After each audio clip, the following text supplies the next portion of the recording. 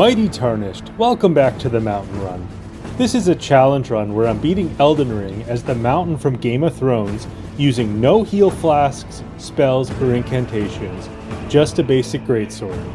In the last episode, the Mountain laid General Radahn to rest in a festival of iron, might, and glory.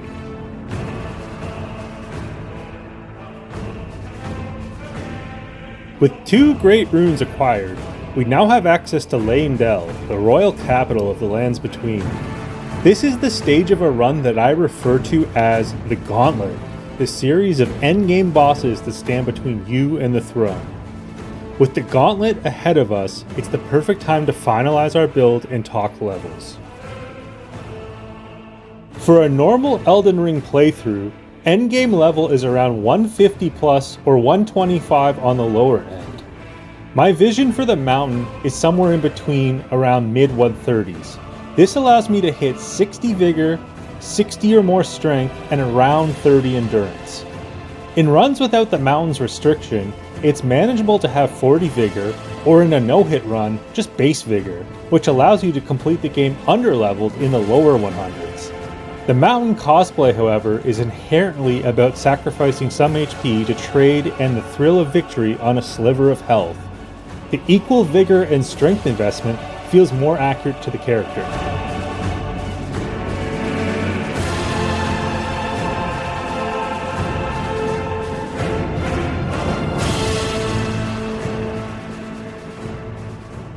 Other than a few more levels, the last components of the build are the Iron Greatsword, which can only be found in either the Capital or the Haligtree, and the Knight's Cavalry armor, which cannot be acquired until Consecrated Snowfield.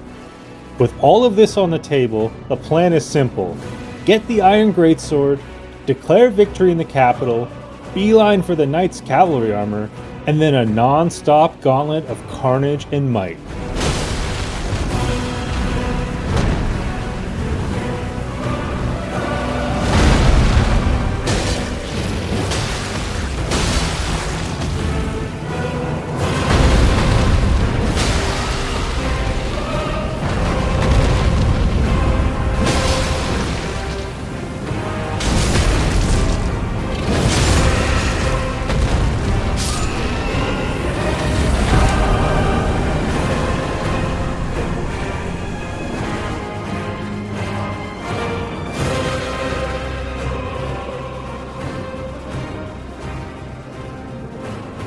To get some runes while saving on time, I duplicated Radahn's remembrance at the Limgrave and Liurnia mausoleums. We also took out a few dragons in northern Caelid and had a spectacular duel with the Knight's Cavalry.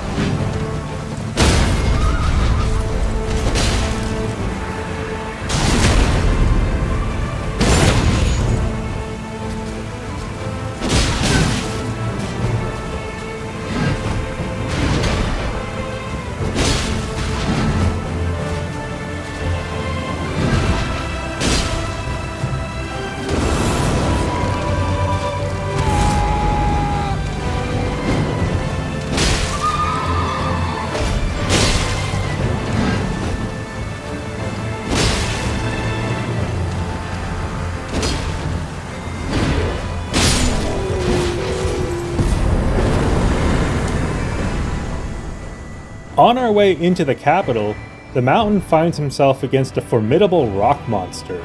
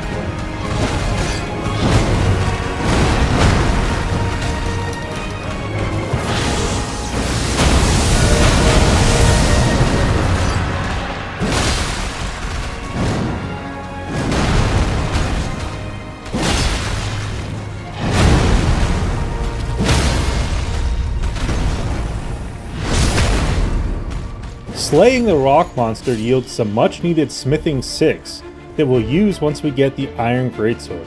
Someone must extinguish thy flame. Let it be Margit the Fell. Perhaps seeking revenge, Margit also reappears for one more duel with the mountain. This time, we had his number, and while we did tank a hit, the mountain controlled and dominated the pace of the entire fight.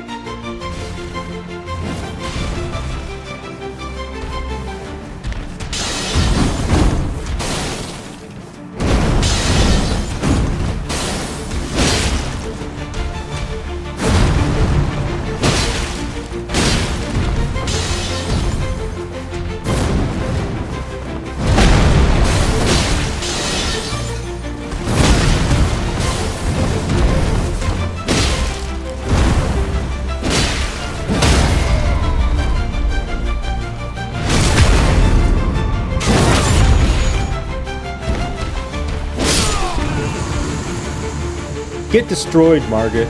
To think you could stand before an immovable object?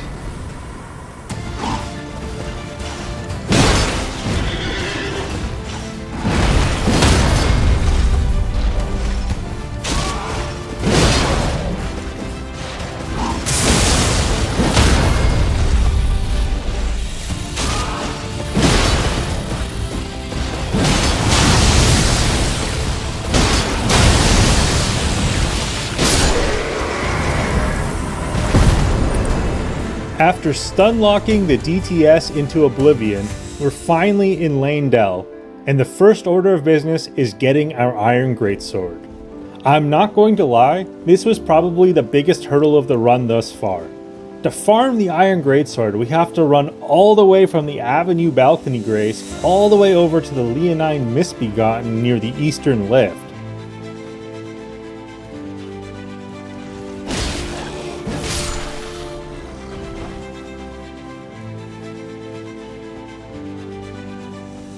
It took me about an hour, but I finally got my hands on our prize while narrowly avoiding being blenderized.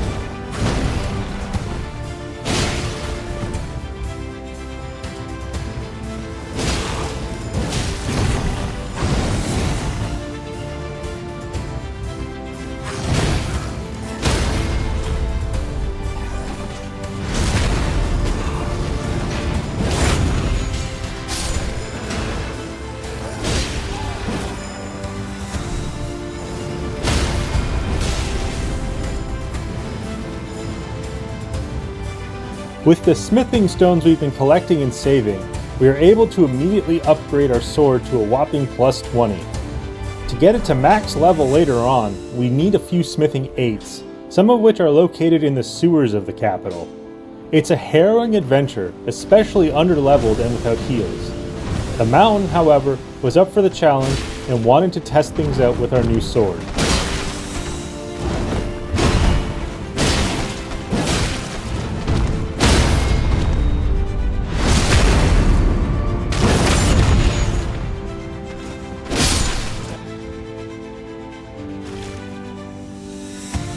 Our prize for braving this wretched hellhole is none other than Sewer Mohg.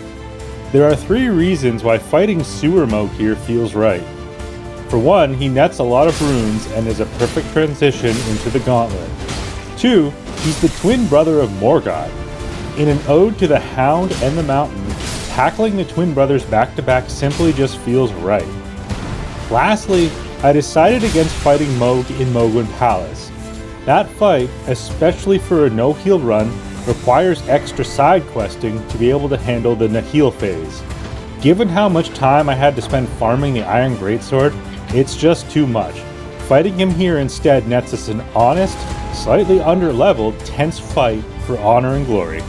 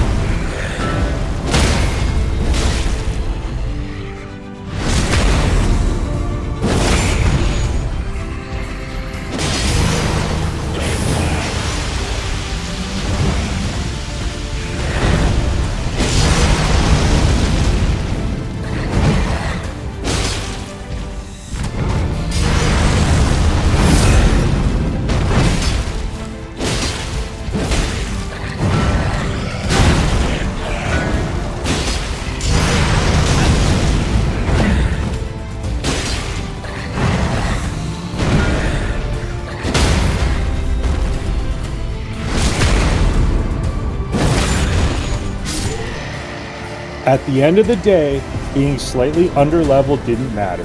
The mountain sends this omen straight to hell. And before there's a moment to waste, the mountain is hellbent on doing the same to his brother.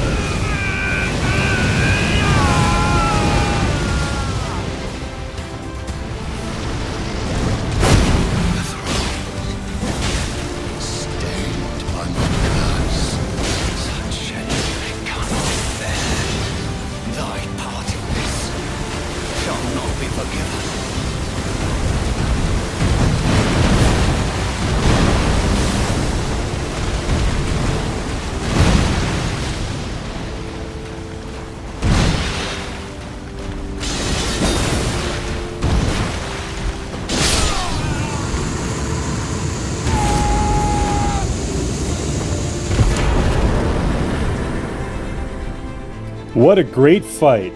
The mountain outclassed Morgott in every way, taking but one meager slash from his holy dagger. The mountain showed him that no amount of maneuvering and helicopter attacks can stand against the strength of a true warrior. A true warrior that now stands before the throne and prepares for the final stretch. The mountain is thirsty for more and sends a message to the lands between. Stand down or get run over. The mountain is coming, and nothing and no one will stop him. Thanks for watching, Tarnished, and stay mighty.